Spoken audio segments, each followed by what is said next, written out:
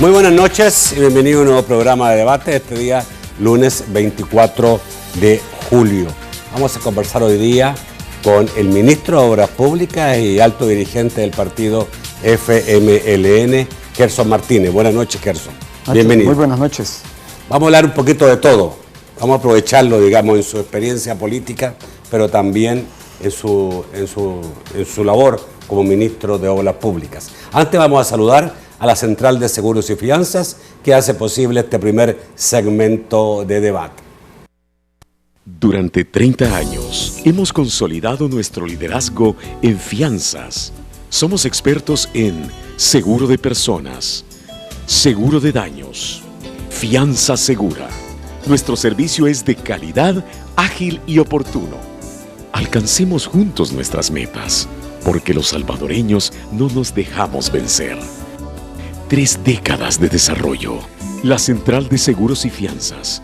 Por 30 años, su centro de confianza. Ministro, no sé si anduvo de incógnito, pero no lo vi ayer en la convención del partido. ¿O estaba ahí? No sé por qué, porque sí estaba en primera fila. ¿Ah, estaba ahí? Cumpliendo con mi deber cívico, por supuesto. ¿Ah, sí? Claro que sí. Entonces yo no vi bien las imágenes. ¿Le pareció bien? Algunos critican que no hay todavía un ejercicio democrático realmente dentro del partido FMLN. Bueno, quiero decirte que yo he sido testigo del proceso de selección y elección de las candidaturas, las precandidaturas, las nominaciones. Nuestros procesos naturalmente no son perfectos, son perfectibles, pero el FMLN desde que nace con elecciones que arrancan de su base en procesos democráticos que se han ido cada vez más afinando. El día de ayer prácticamente fue la culminación de esos procesos. Se presentaron las diputaciones, las propuestas para diputados y diputadas, y se presentaron las propuestas para consejos municipales y alcaldes y alcaldesas. Yo me siento satisfecho. Se ve muy poca renovación. Un lleno total en la Feria Internacional. Quiero decirte que en gobiernos municipales va mixto, pero siempre va un alto componente de jóvenes, de mujeres, y también en diputados va un importante componente de jóvenes. ¿Importante? Sí. Yo, digamos que veo más o menos los mismos caras que uno ha visto en los últimos 20 años dentro del partido. Bueno, no van diputados y nuestros alcaldes también, alcaldes jóvenes. Te pongo un ejemplo, el alcalde de San Miguel no es un alcalde... Bueno, es como el que tienen para mostrar, digamos, el alcalde de San Miguel, que como que muestra renovación, pero en general yo creo que es bastante ortodoxo el partido FMLN en la elección de sus candidatos, en sus mismas elecciones. Es muy conservador el partido en ese aspecto, en lo que puede ser renovación de gente. Quiero decirte que yo creo que en general cada vez más la política y los partidos tienen que ser crecientemente abiertos a la ciudadanía, a la participación de ciudadanía fresca. El FMLN, desde que surge, tiene en su cuerpo legal, que es su estatuto, un principio, una norma de que los jóvenes y las mujeres no deben bajar de un 30%, mujeres creo que es 35%, y eso se cuida siempre. Al final no terminan elegidos finalmente, sí, eso es verdad, el FMLN es el partido que primero implementó las cuotas de mujeres y jóvenes, pero no necesariamente significa que terminen siendo elegidos y que los representantes del FMLN en la Asamblea Legislativa especialmente sea gente joven. Normalmente, bueno, hay una, Cristina Cornejo, pero por ahí, digamos, parte de ella no es mucho. Pero bueno, a ver, Y ayer había interés por eso, interés por la convención del partido, pero también del otro partido, Arena, pero también había mucho interés por saber qué iba a decir el presidente en relación a si iba a aprobar, si iba a sancionar como presidente de la República la reforma a la ley de extensión de dominio, aumento del techo del FOP y también el transfugismo. Y el presidente dijo: no encuentro ninguna inconstitucionalidad, voy a sancionar estas leyes. Yo lo recuerdo usted en la época en que estaba en la Asamblea Legislativa y era uno de los gestores de la ley de lavado de dinero. Como que no ha seguido mucho camino eso, ¿no? Bueno, y ahora mismo con esta reforma a la ley de extinción creo que se cae en algo. Bueno, tiene buena memoria. Desde la primera legislatura en que yo fui jefe del grupo parlamentario, impulsamos, y personalmente también impulsé una lucha por varias instituciones que eran importantes para el país. Una de ellas era la necesidad de contar con una ley que promoviera y asegurara la competencia leal en el mercado. La ley de libre competencia estaba bloqueada. Es más, un proyecto que entró en el año 93 lo habían perdido en la Asamblea Legislativa porque los grupos privilegiados de la época no querían una ley de libre competencia. La segunda en importancia para mí, en aquel primer momento, era una ley de transparencia, una ley de rendición de cuentas, pero también una ley contra el lavado. ¿Qué pasó con la ley contra el lavado? Bueno, esa lucha venía probablemente de antes del 94, de antes, pero aquellos gobiernos se habían negado completamente a que hubiese una ley contra el lavado de dinero y otros activos. De tal suerte que en el año 97 yo presenté esta iniciativa de ley, que fue la primera ley contra el lavado aquí en el país. Y esto nos dio más fuerza. Andaba cargando porque pensaba que le podía preguntar. Sí, porque yo sabía que tú me ibas a preguntar algo relacionado a la ley de extensión de dominio. Sí, por supuesto, que es otra institución importante. Y en ese mismo año presenté una primera iniciativa para que se elaborara, se diseñara una ley de transparencia. En aquel momento yo no presenté una ley de transparencia, pero dimos la lucha. Lo mismo para que se ratificara la Convención Interamericana contra la Corrupción, porque aquellos gobiernos no la querían ratificar. Al final logramos eso. Por cierto, quiero decir, todavía hay gobiernos del continente que no han querido ratificar la ley interamericana contra la corrupción. Pero nosotros logramos eso justamente en el año 97 también. El año 97 fue importante porque se introdujo la ley de lavado, pero la ley de transparencia quedó porque los gobiernos de Arena, mientras se mantuvieran ellos, por supuesto que querían seguir viviendo y usufructuando la opacidad. Por esa razón es que en el año 2008, en septiembre, presenté esta ley, la ley de transparencia, o sea, la ley de acceso a la información pública. Y Arena nunca presentó ninguna. Al final, entiendo yo que la Embajada Americana financió una ley y cuando entra esa ley se fusiona con la ley que yo había presentado. Es la ley que tenemos ahora de transparencia, que es una ley avanzada, probablemente es perfectible vista hasta ahora, pero fue y sigue siendo una de las leyes más avanzadas del continente. Lo que ha sucedido con algunas de estas leyes, por ejemplo la ley contra el lavado, desde la primera iniciativa que presentamos, se crearon varias instituciones importantes. La Unidad de Investigación Financiera, que está en la Fiscalía General de la República, eso es importantísimo. Pero también se estableció el reporte de operaciones sospechosas. Recuérdate que de esa época, si tú haces transacciones mayores a $10,000... o sea, entró el país al ROS, que sí, en otra parte se existía. Sí, es decir, desde esta ley aparece el ROS salvadoreño. Correcto. ¿Verdad? Que también existe en todas las leyes de lavado, incluyendo Estados Unidos, ¿verdad? El ROS americano.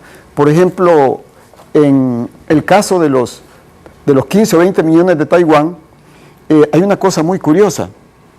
Se activó el ROS porque como los cheques enteritos salieron del Banco Cuscatlán de El Salvador a sus mismos congéneres del Banco Cuscatlán de Costa Rica, y de ahí los remesaron a un banco de las Bahamas, ya un paraíso fiscal, a una guarida fiscal, ¿verdad?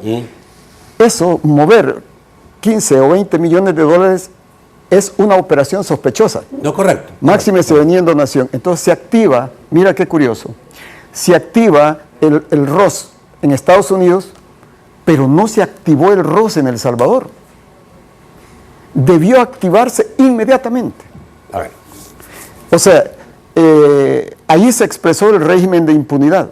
Está interesante lo que me está diciendo, pero necesito que me ligue eso con la ley de extinción de dominio.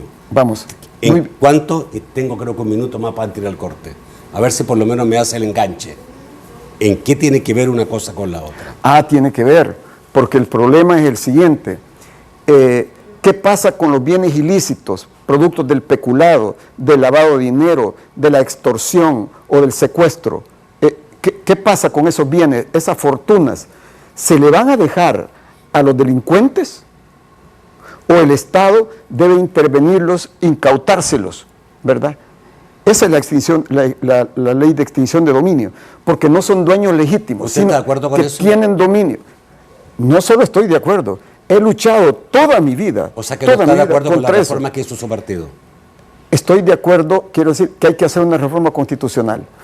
Si me permite, abordemos eso, pero quiero decirle, en contra de todos los ilícitos que afectan la hacienda pública, yo estoy y estuve siempre por la imprescriptibilidad de esos delitos. Ok, vamos al corte y volvemos obviamente con este tema. 2 minutos. Ahora sí.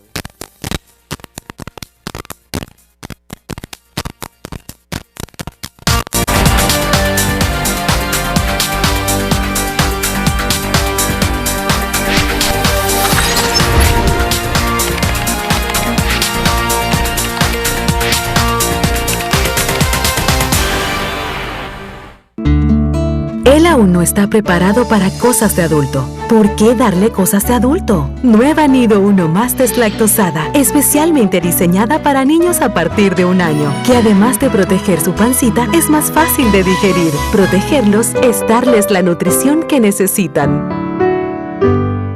En 3 años, mi país avanza. El Banco de Desarrollo de El Salvador asume el compromiso de fortalecer a los sectores productivos a través de créditos, garantías, capacitación y asistencia técnica. Es así como apoyamos a mujeres empresarias, impulsamos a personas emprendedoras para ejecutar proyectos innovadores, reactivamos el sector agropecuario y aseguramos la protección medioambiental, promoviendo la generación de energías limpias. Bandesal, el banco que transforma a El Salvador. El gobierno del FMLN y sus diputados insisten en quedarse con el ahorro de los trabajadores. ¿Qué le pedirías a los diputados al de riesgo? Primeramente, 2 cosas. La primera sería que ellos no tienen ningún derecho a tomar lo que no les pertenece. Y la segunda es que respeten el ahorro de los trabajadores. No es justo. Señores diputados, no entreguen nuestros ahorros de pensión en manos del gobierno. Detengan la catástrofe que afectaría el futuro de los trabajadores salvadoreños. Tus programas favoritos están al alcance de tu mano, en el momento que quieras. Disfrútalos en tu aplicación TCS Go. Porque seguimos 24 horas contigo. Ya no tienes que preocuparte. Conéctate y disfruta de nuestra programación. BTV está en TCS Go. BTV, 24 horas contigo.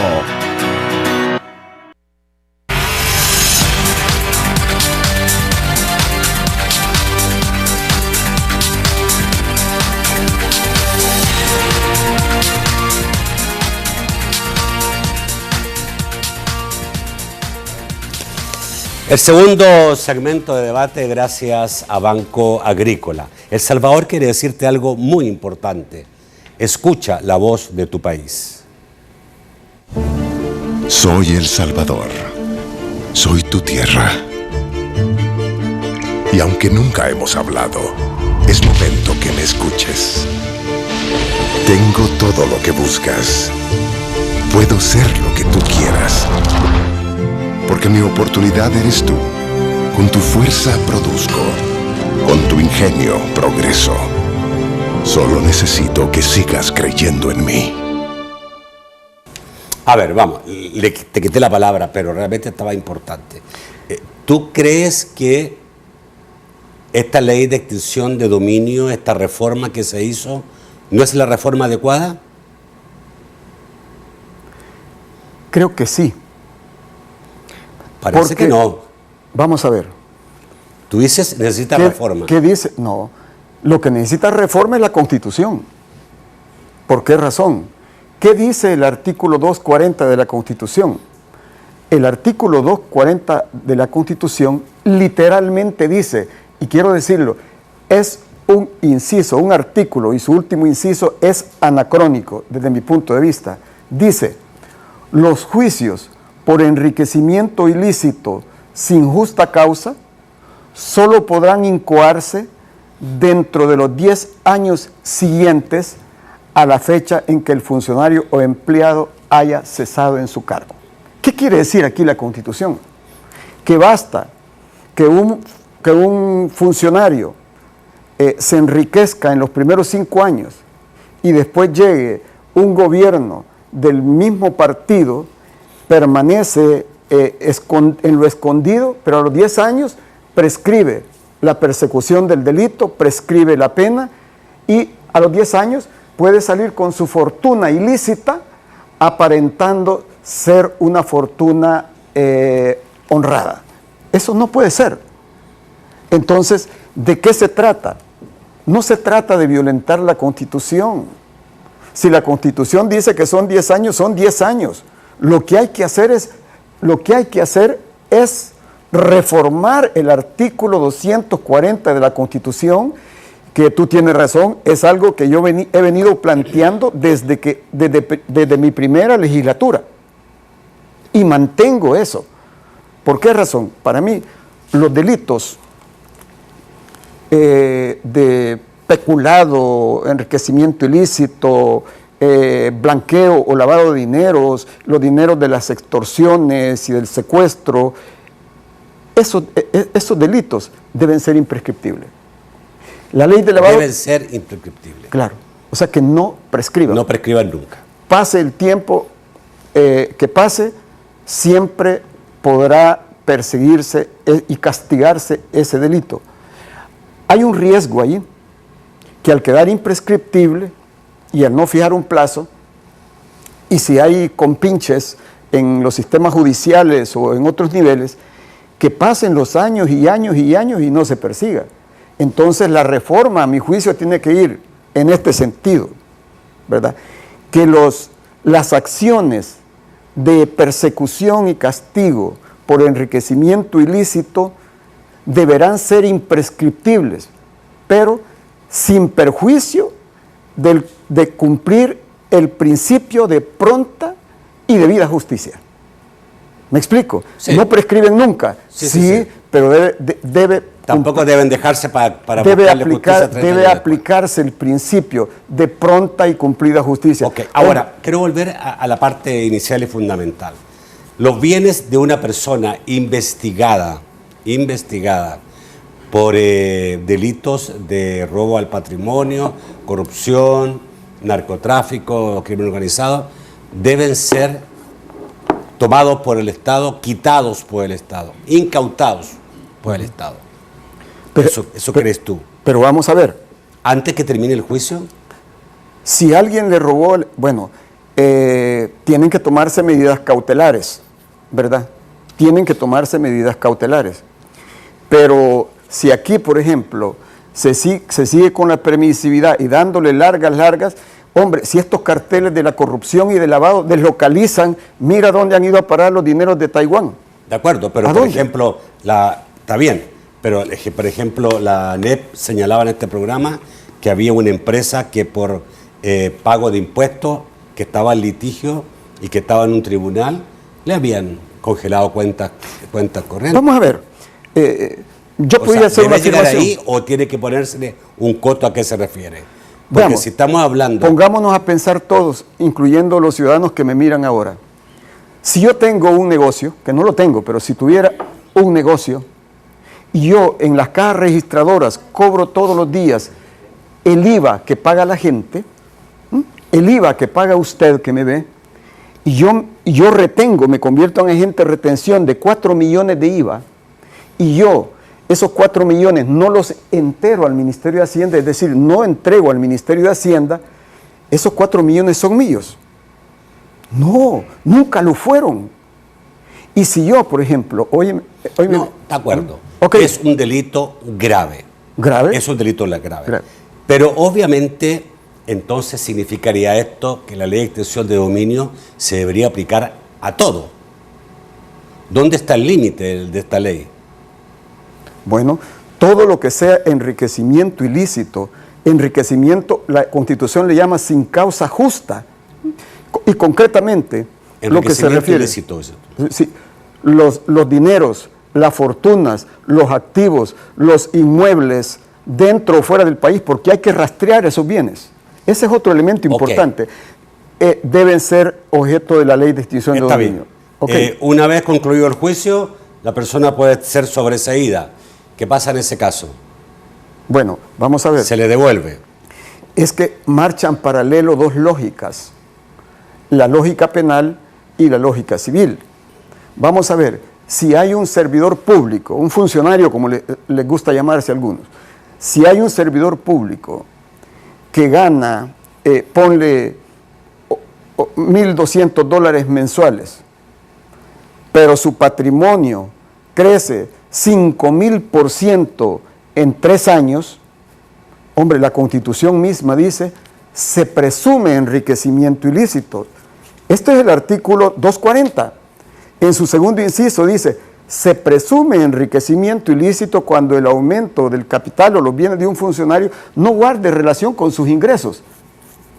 Vamos a ver, si en materia penal no le probaron que era narcotraficante, sí, pero la Constitución dice, se presume enriquecimiento ilícito, y ese funcionario que era tesorero o algo, ¿y de dónde va a sacar 20 millones de dólares? Ni que ahorrara todo el tiempo su salario. Aparentemente, con la reforma que aprobó su partido, esto ya no se pudiera hacer. No se pudiera congelar bienes, no, es que, ni quitarle bienes a quien se enriqueció ilegalmente. Pero quiero decirle, esa reforma, hasta donde yo la he leído, lo que plantea es lo que plantea la Constitución. 10 años para enriquecimiento sin causa justa en el caso de los servidores públicos. Pero eso lo establece la Constitución. Y como aquí hay una pirámide donde las leyes secundarias, los reglamentos, no pueden contrariar a la Constitución. Entonces, ¿cuál es la solución? Que no engañen a la gente. La solución es lo que yo he planteado acá. La solución es reformar la Constitución de la República. ¿No ve ninguna manera ni ninguna forma en que la Sala de lo Constitucional pueda declarar inconstitucional esta reforma?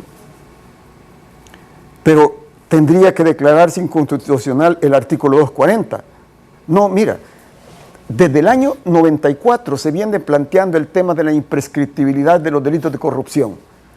Hombre, ya no hay que hacer más concesiones, hay que reformar la Constitución. Esa es mi opinión. Hay que reformar la Constitución. Y debo decir, conversé con nuestro secretario general, y él me dijo que era del mismo criterio. Y ayer en la Convención Nacional, para mí fue uno de los mensajes más importantes del diputado Medardo González, que es nuestro secretario general. Yo creo que ese es el punto. Hay que ponerle el cascabel al gato. Hay que reformar el artículo 240 de la Constitución.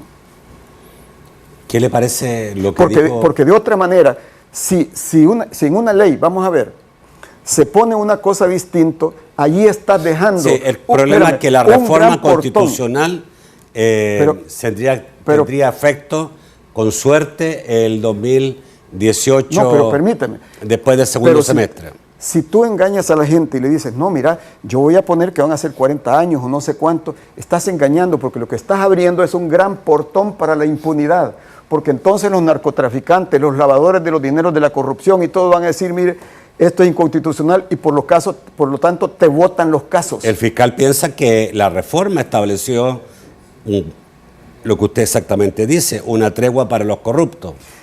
Bueno, habría que escuchar la explicación que da el fiscal. Quiero decirte algo. De lo que se trata es de que estos delitos sean imprescriptibles, pero eso está tratado en la Constitución, por consiguiente hay que reformar la Constitución. Ese es el punto. Lo segundo, quiero decirte, el otro elemento importante de la ley es el tema de la aplicación retroactiva, o sea, el carácter de orden público en estos casos. Que se haga arqueología financiera, que se haga auditoría forense a todo lo que ha pasado, y eso se aplica así también a futuro. Esa es otra institución. Y la tercera, si me permites, es el tema de la mezcla de bienes, la confusión de bienes. Vamos a ver, un lavador lava 40 millones y busca a un empresario, estamos hablando de supuestos, y le dice, mira, tú tienes un gran capital, te voy a dar 20 millones, tú los mezclas, te quedas con 10 y me regresas 10. Él tiene una empresa lícita y tiene 10 millones lícitos, pero si allí le mete los 10 millones ilícitos, es como que tú mezcles un barril, un tonel de aceite ilegal en un tonel de aceite legítimo. Entonces, ese barril en conjunto ya es delictivo y todo lo actuado a partir de allí es ilegal, delictivo absolutamente. Entonces, esa es una institución fundamental en esta ley. Ok. Esto hay que seguirlo discutiendo, obviamente no concuerda, parece, lo que tú dices con la Embajada de Estados Unidos, con la oposición, con la Fiscalía General de la República, que señalan que esta reforma, como se hizo esta reforma, es una tregua para los corruptos. Incluso el jefe de fracción del partido Gana llegó a decir que habían favorecido con esta reforma a los diputados que habían recibido sobresueldos en gobiernos anteriores. Mire, así las cosas. Tengo que ir al corte. Tregua para los corruptos es lo que hubo aquí décadas y décadas y décadas y décadas. Pero ya no se puede permitir. Y que debe terminar. Claro. Ya no se puede permitir. Así. Voy al corte, ya volvemos.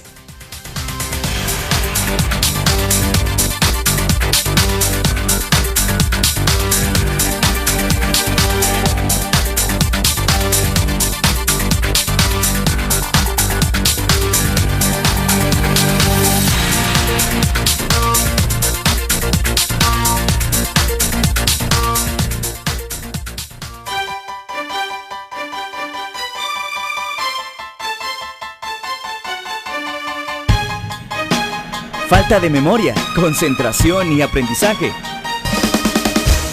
Toma Cerebropos. Desfatigante mental con vitaminas que mejora la memoria. Te da concentración. Combate el estrés y el agotamiento físico y mental. Cerebropos. Mente activa y dinámica.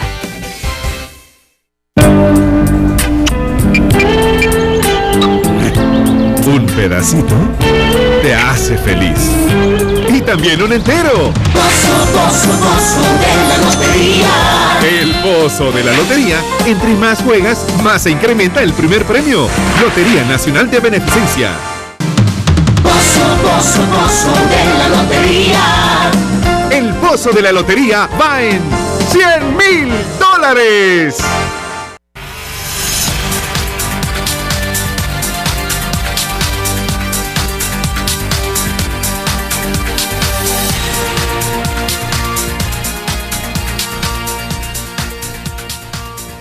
El tercer segmento de debate, gracias al sistema Fede Crédito. Los que somos 100% salvadoreños, en familia aprendimos a fomentar valores. Una razón más para usar la familia de productos y servicios del sistema Fede Crédito. Los que somos 100% salvadoreños, en familia aprendimos que el tiempo es oro y que debemos disfrutar cada momento. Por eso, para nuestras operaciones financieras, utilizamos FedeMóvil, FedeRed 365, FedeBanking y FedePunto Vecino del sistema FedeCrédito. Canales electrónicos, una razón más para usar la familia de productos y servicios de las cajas de crédito y los bancos de los trabajadores del sistema FedeCrédito. Sistema FedeCrédito, queremos darte una mano. Bueno, a ver si logramos tocar en este bloque unos 4 temas muy rápidamente, solo en un bloque. Vamos a hablar de obras públicas, obviamente. Mañana inaugura el Puente del Progreso. Mañana. Exactamente. Mañana nos daremos cita con los productores agrícolas, los arroceros, los ganaderos y comerciantes de la zona de La Libertad y Chalatenango. Estamos entregando un corredor logístico que tiene en su núcleo, en el centro, un puente sobre el río Lempa, es el Puente del Progreso, que es un puente de los más modernos del país, por lo menos su tecnología hasta hoy es de las más modernas. Es una tecnología antisísmica, es una tecnología que cumple todas las normas frente al cambio climático, pero lo más importante, Nacho, que es el penúltimo segmento del llamado corredor interoceánico. Es el interés de nuestro país de que nuestros puertos que están en el Pacífico, en este caso el puerto de Acajutla, pueda tener una conexión lo más ágil posible con el Atlántico. Recordemos que El Salvador no tiene salida al Atlántico, entonces para nosotros estos corredores secos son fundamentales. Esta es la principal transversal hacia la longitudinal del norte. Y conecta 3 de los valles más productivos del país, como es el Valle de la Nueva Concepción, que es arrocero, lechero, ganadero, y el distrito de riego de Atiocoyo, donde hay cerca de 200 estanques de pescado, de tilapias y el distrito de San Andrés. ¿Cuál es el costo de la obra, ministro? $8 millones. En otros tiempos creo que hubiera costado unos 20 millones de dólares. Yo estos días he estado pensando, con la crisis financiera que tenemos en el país, ¿cuál es el futuro de las obras públicas? Como si la situación no cambia radicalmente, si no existe un verdadero acuerdo fiscal.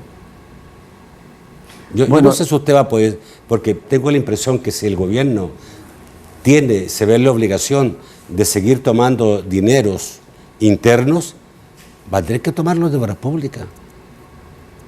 Bueno, debo decirle que nosotros tenemos casi 2 años y medio donde ha habido un bloqueo casi total al Ministerio de Obras Públicas, porque quienes nos bloquean creen que necesitan eso, hundir los programas sociales, hundir los programas de empleo para hacer quedar mal al gobierno. Como decían, hay que hundir este gobierno aunque se hunda el país. ¿Quién decía eso? Nadie. Bueno, estos señores así están actuando.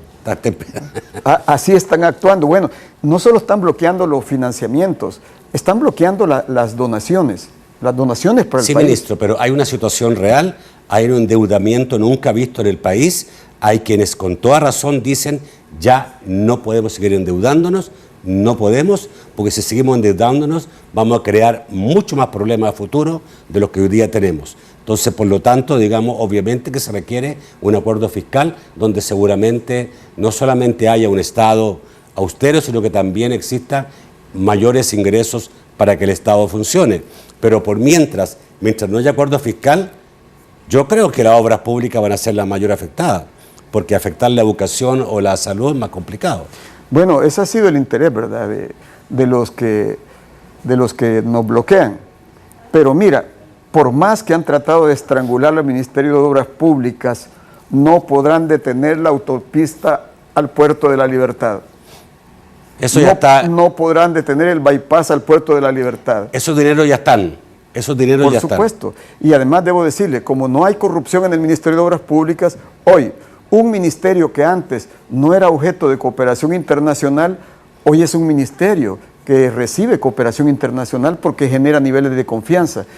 Dime tú, ¿qué país en el mundo te va a dar una donación de $54 millones sin ninguna condicionalidad, como la que se recibió para eso? No lo sé.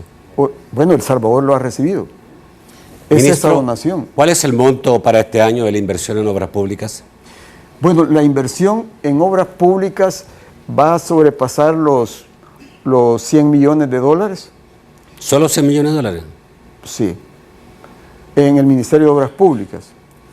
Si incluimos el Fovial, bueno, la inversión es muchísimo mayor. ¿Cuánto? Bueno, Fovial está este año va a hacer una inversión de cerca de 100 millones de dólares. 100 millones de dólares. Sí. Total 200 millones de dólares. Pero hay que tomar en cuenta que hay otras obras públicas que no están en el MOP. Bueno, algunas están bloqueadas. Por ejemplo, yo he visto el proyecto que tiene el Ministerio de Salud para dotar al país de una ciudadela médico hospitalaria, el nuevo Hospital Rosales. Pero los amigos de Arena lo han bloqueado por 2 años y medio. Dime tú ¿qué sentido ¿Y tiene si no hay medicamentos, eso? tiene sentido ser un hospital? Pues mira, solo llega al Hospital Rosales. Hay que modernizar el Hospital Rosales. Hay que resolver ambas cosas. Y en lo que sí estoy de acuerdo contigo, absolutamente, que el país tiene que construir una bisagra entre izquierdas y derechas, representando el interés público y no otros intereses. El país necesita acuerdos fundamentados en los intereses de la nación. El país necesita el diseño e impulso de políticas de Estado que den predictibilidad y que se apliquen, no importa cuál es el signo del gobierno que esté en funciones. Ok, pero usted no tiene temor que mientras no exista ese acuerdo fiscal o financiero, usted tenga problemas el próximo año con la obra pública que requiere el país siempre hacer? Bueno, primero quiero decirle, yo creo que aquí todos somos responsables, especialmente los liderazgos que tienen algún tipo de poder, y tenemos que construir ese acuerdo. Debo decirte que no es fácil, porque hay desconfianza, ¿verdad? Y no hay esa cultura de cumplir acuerdos. Yo sí creo que hay que avanzar hacia allá, pero de todas maneras, tú tienes que seguir trabajando. No te puedes dejar aconsejar por los miedos. Aunque nos bloqueen, nosotros seguimos multiplicando los panes y los peces y no podrán detener las obras públicas. Vamos a construir los muelles en las islas del Golfo de Fonseca. Vamos a construir el bypass y la carretera que va a conectar, por ejemplo, en San Marcos Lempa con la zona de la bahía de Jiquilisco.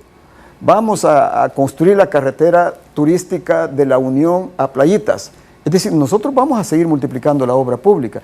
Por supuesto que los bloqueos, cuando te bloquean, por ejemplo, las donaciones, la calle Chaparrastique es la calle que pasa sobre el hombro del volcán Chaparrastique, que siempre está amenazando con hacer erupción. Hay como 5.000 seres humanos allí, niños, ancianos y todo, que necesitan una ruta de evacuación, una pavimentada. Eso venía en la donación de la Unión Europea. Dime tú, ¿qué sentido y qué tiene que ver eso con el tema fiscal? Bloquear una donación. ¿Qué sentido tiene eso? Yo siempre lo he dicho. Hay que ser apátrida para bloquear una donación para el país. ¿A qué se refiere usted? ¿A qué donación se refiere? Parte donación y parte poner El Salvador. Mixta. Claro, completamente. No todo era donación, había una parte que tenía que poner El Salvador. Claro, pero allí bloqueaste todo. Quiero decirte que este es uno de los proyectos más benignos. Un programa que inauguraba la Unión Europea y el Reino de España para América Latina, y decidió confiar en un país y que El Salvador a través del MOP fuera el piloto. El desafío es quién tiene la capacidad de hacer el piloto, de construir con 30 millones 15 carreteras con niveles de calidad. 15 carreteras, ¿a qué costo, ministro? ¿Y qué cantidad con 30 millones de dólares. ¿Con 30 millones de dólares? ¿Cuántos kilómetros de carretera? Son casi 100 kilómetros de carreteras. Óyeme bien, una parte pavimentadas y otra parte como la carretera de montaña que hicimos en la zona de Arambala, que tiene partes pavimentadas, partes. Pero bueno, partes no. El sentido es, sí, ¿qué sentido tiene bloquear una donación? Ok, a ver, no es tan simple, porque usted me está diciendo una parte de la cosa. Era mixta, una parte la ponía la Unión Europea y otra parte la ponía en Salvador. ¿Cuánto ponía en Europea y cuánto ponía en El Salvador, se recuerda? La Unión Europea y El Salvador era donación simple. ¿Era donación al 100%? Vaya, te voy a poner un ejemplo. No. Hay una carretera muy linda hoy, te invito a que la visites, de Arambala hacia la zona de Nahuaterique, una carretera de montaña preciosa que ha potenciado a todos los operadores turísticos de la zona. Hombre, si El Salvador no tenía que poner ni un centavo, quiero decirte que 2 proyectos los logramos rescatar porque según el convenio, una vez que se hubiera hecho la votación simple, se aplicaba la primera donación a las primeras 2 carreteras. Con esa construimos también la carretera que va de Vía Victoria hacia Santa Marta. ¿Qué puso El Salvador? El Salvador nada más puso su voluntad y el esfuerzo de trabajo. Sí, pero de lo que usted me está hablando, ese era un préstamo que era parte donación y parte lo ponía El Salvador, ¿o no? No. ¿Era 100% donación? 100% donación. ¿Por cuánto? Bueno, allí fueron cerca de $3 millones. 3 millones de dólares donados por la Unión Europea. A través del Reino de España. A través, la Unión Europea. 3 millones. Sí. ¿Y qué se iba a hacer con esos 3 millones? No, ¿qué se hizo? No, la donación total era de 7.5 millones. Yo estoy hablando de la que usted dice que la Asamblea Legislativa no aprobó. Ah, sí. Usted me dijo que no habían querido aprobar una donación.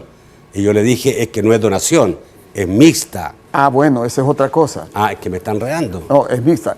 Te decía que una parte financiamiento, otra parte donación. Ya. 7,5 millones de dólares era donación para el país, para generar empleo, especialmente mano de obra en muchachos y muchachas en riesgo de violencia. No, es que El Salvador nada. O sea, de lo que se trataba era, el Reino de España te ofrecía un financiamiento subsidiado a 30 años plazo. Ya. Subsidiado. Sí. La donación, la Unión Europea te hacía una donación sobre en eso el mismo mismo, paquete. pero sobre eso mismo. había que pagar un préstamo. Sí, pero es subsidiado. ¿Tú entiendes qué es eso? Que te dan dinero, ¿verdad? Que tiene un valor y tú al final devuelves un dinero con menor valor. Porque tiene menos interés. Es la manera más benigna y además te dan una donación de 7,5 millones de dólares. Ok. Tengo que ir al corte. Se nos quedó, tenía que preguntarte por el CITRAM. Tú dijiste que era muy probable que se volviera inviable el proyecto de CITRAM si la sala hizo lo que hizo. Y la sala hizo lo que hizo y tenemos que preguntarle si es inviable al día de hoy el CITRAM. Pero lo haremos en la sesión de preguntas y respuestas. Ya volvemos.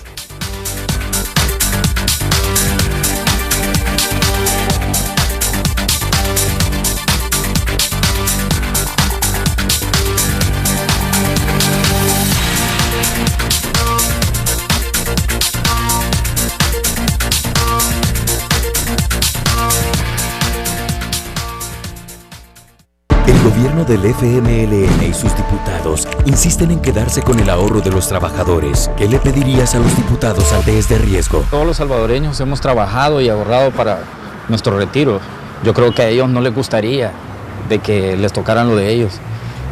Realmente no tienen derecho en tocar nuestro dinero. Señores diputados, no entreguen nuestros ahorros de pensión en manos del gobierno. Detengan la catástrofe que afectaría el futuro de los trabajadores salvadoreños. Durante 30 años hemos consolidado nuestro liderazgo en fianzas. Somos expertos en seguro de personas, seguro de daños, fianza segura. Nuestro servicio es de calidad, ágil y oportuno. Alcancemos juntos nuestras metas, porque los salvadoreños no nos dejamos vencer. 3 décadas de desarrollo. La Central de Seguros y Fianzas. Por 30 años, su centro de confianza.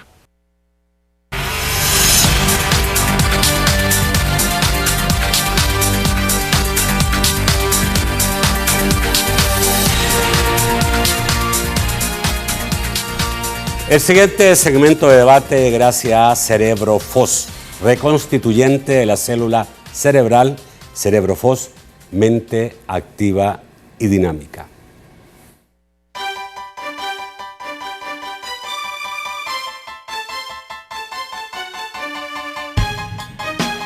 Falta de memoria, concentración y aprendizaje. Toma Cerebropos. Desfatigante mental con vitaminas que mejora la memoria. Te da concentración. Combate el estrés y el agotamiento físico y mental. Cerebropos, mente activa y dinámica. Bueno, vamos a saludar a Mao Hernández, que está en sustitución esta noche de Francisco Bonilla. Buenas noches, Mao. Nacho, ministro, muy buenas noches. Vamos con nuestro bloque de preguntas. Iniciamos con Jorge. Pregúntale, Nacho, sobre el contrato colectivo de los trabajadores del Ministerio de Obras Públicas. ¿Qué sucedió? Ya lo aprobó. Con respecto a la ley que le dicen al militante del FMLN que demanda justicia en corrupción desde hace más de 10 años. ¿No los han defraudado? Pregunta Vicky Orantes. Byron Meléndez se afirma, no sé si está fuera de contexto. Favor, pregunte a su invitado cuándo inicia la construcción del bypass en San Miguel. Muchas gracias. Fito Sandoval dice, decepcionante es la palabra que encuentro para calificar no vetar la reforma en extinción de dominio. Es injustificable. Miriam Rodesno afirma, pero ministro, la ley estaba funcionando, los bienes se estaban decomisando y ya no lo serán si el presidente no lo veta. Finalmente, Jorge Salume dice, la reforma a la ley de extinción de dominio es mensaje negativo para la confianza del país y los inversionistas extranjeros. Regresamos al set, Nacho. Tengo también, se me fue en este momento el nombre, un amigo televidente escribió al programa señalando de que por favor el ministro se dé una vuelta por Occidente porque las carreteras están malas. ¿Ya? Ok. Adelante. Bien, efectivamente con el contrato colectivo de nuestros trabajadores, quiero decirles que es una lucha que tenemos ya varios años y que yo he acompañado inclusive en las calles. El 1 de mayo yo marché con los trabajadores con una manta en la lucha por el contrato colectivo. De ese contrato colectivo se van a beneficiar todos los trabajadores con un paquete alimenticio, los trabajadores que están por contrato, pues ellos van a recibir un incremento y queda establecida por ley y por contrato colectivo su estabilidad laboral, es decir, todo lo que está en el contrato colectivo se va a cumplir. Lo que pasó fue lo siguiente, que este es un proceso y el ministro de Obras Públicas, al culminar el proceso legal, tal como lo establecen las leyes, firmó el contrato colectivo. El contrato colectivo no estuvo presupuestado en aquel momento. Por consiguiente, requería hacer todo un trabajo de ingeniería financiera para poder resolver el tema del contrato colectivo. Y eso, naturalmente, en las condiciones limitadas que tiene el Ministerio de Hacienda, ha sido dificultoso, pero es un tema que está básicamente resuelto ahora. Así que... Ok. Construcción bypass San Miguel. ¿Cuándo empieza? Bueno, el bypass de San Miguel, lo que sucedió es que también ese financiamiento estuvo retardado más de un año. Hubo necesidad de renegociar los tiempos, los plazos, el cronograma con la cooperación japonesa. Eso se superó ya, se trabajó las bases de licitación, se lanzó la licitación que se aplican las normas JICAS, normas de la cooperación japonesa. Esa licitación internacional concluyó, se ha hecho ya la adjudicación, hubo una empresa ganadora, se adjudicó el contrato. El contrato es para el diseño y para la construcción, porque lo que había es un prediseño, ¿verdad? Entonces entra a fase de diseño, ¿verdad? De ajuste y de diseño. Una vez que esté culminado el diseño, pues se arranca con la construcción. En ese mismo proceso tiene que resolverse una etapa que se llama la adquisición de derechos de vía. Ahora, sí, pero, Dios mío, los migueleños han esperado, me gustaría que alguien me dijera cuántos años, pero yo creo que como 10 años llevan esperando esto. No, ellos vienen pidiendo su bypass desde hace como 25 años. Ya. ¿verdad? Y nosotros hemos siendo luchado por la ese bypass. segunda o tercera ciudad más importante del país, no puedo entender que no tengan ese bypass. Sí, yo tampoco. Y por eso, ahora, nosotros que no lo prometimos, lo estamos diseñando y lo vamos a construir. Ok, otra persona se refería a la reforma hecha por los partidos políticos en la Asamblea Legislativa de la Ley de Extinción de Dominio y decía que es injustificable no vetar. Y por otro lado decía, pero la ley estaba funcionando. La ley estaba funcionando y es verdad. Es que la ley debe seguir funcionando. Pero Es que, ahora no ¿sabes puede qué? seguir funcionando. Vamos a ver, todas las instituciones que tiene la ley tienen que seguirse aplicando. El tema es el tema de la retroactividad en el caso que la Constitución establece. La solución, a mi juicio, es reformar la Constitución, porque una ley que violenta, un artículo, digamos, que violenta, o un inciso que violenta la Constitución, es un inciso que al final se vuelve inaplicable, se vuelve inconstitucional. Entonces vamos allá para la gente que, bueno, quizás esa pregunta vino antes de que yo diera las explicaciones. Es el artículo 240. Si usted tiene una Constitución a la mano, váyase al último inciso, que es el que hay que cambiar en la Constitución. Ok. La otra pregunta era el señor Marcos Méndez, la ruta de las flores. Ya hay bastante cráteres en la carretera, dice. La ruta de las flores. Bueno, Fovial está dando un mantenimiento siempre en la época de invierno. Hay dificultades, pero hay un contrato, hay empresas contratadas para mantener el circuito. Voy a chequear en el caso de la ruta de las flores para ver si efectivamente se ha agotado el contrato anterior, porque normalmente son dos contratos, uno para invierno y otro para verano. Don Leonel Villalta dice, buenas noches, dígale al señor ministro, al albañil, dice el pueblo. Con mucha honra. Que las carreteras de Occidente dan lástima, que salga de la capital. Bueno, quiero decirle que en general el sistema carretero nacional, que es el que le toca al MOP, en general está en buenas condiciones, aún con la gran batalla que tenemos contra las tormentas y el invierno. Hay una gran parte de la red de carreteras que corresponde a los gobiernos municipales, donde efectivamente hay algunas buenas, pero hay algunas malas. En ese caso, eso no es competencia del MOP. Sin embargo, debo decirle, si usted tiene problemas en su municipio, puede acudir a su municipalidad, y la municipalidad puede pedir un apoyo al MOP, y a través de un convenio nosotros podemos intervenir. Hay que presionar a las municipalidades. Si no hay convenio, nosotros no Ministro, podemos intervenir. El MOP, perdón, ¿el CITRAM tiene futuro? Yo creo Usted que dijo que temía de que el fallo de la sala, esta medida tutelar, dejara, digamos, cierto, que hiciera un impacto fuerte en el proyecto.